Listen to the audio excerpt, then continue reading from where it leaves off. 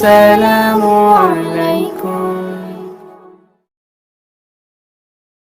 তারা তোকে দাফন দেবে না, এই মোল্লা রে, এই মোল্লা ছাড়া তোর জানাজাকে পড়বে না, ঠিক না?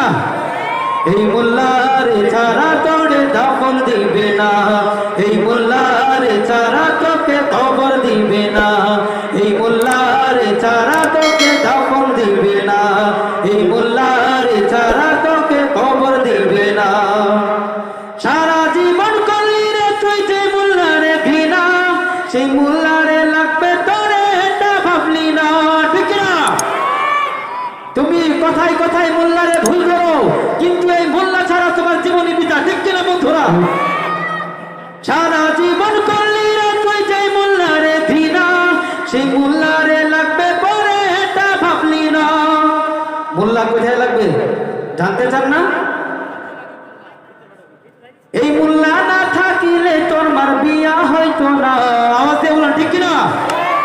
এই মোল্লা না থাকিলে তোর মার বিয়ে হইতো না, এই মোল্লার ছাড়া তোকে দাফন দিবে না, এই মোল্লার ছাড়া তোকে কবর দিবে না, এই মোল্লার ছাড়া তোকে দাফন দিবে না, এই মোল্লার ছাড়া তোকে কবর দিবে না।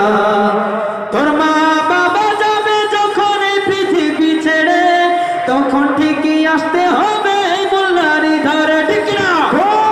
চিল্লা বলতে হবে, ঠিক না? আমার কথা কি যুক্তি আছে?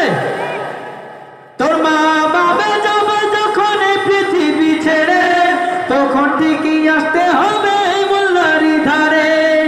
ওরা ঠেকাই পড়লে মোল্লা চিনে নইলে চিনে না, ঠিক না?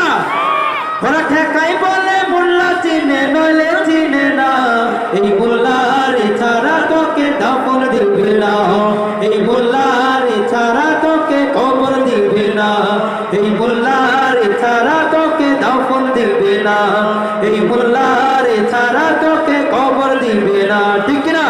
সকলে ঝিমিয়ে পড়েছেন, আমি নারায়ে তাকবীর বলবো, সকলে আল্লাহু আকবার বলবেন। দেখি আল্লাহু আকবার ধ্বনিতে এই মঞ্চ কাঁপে কিনা ইনশাআল্লাহ। নারায়ে তাকবীর।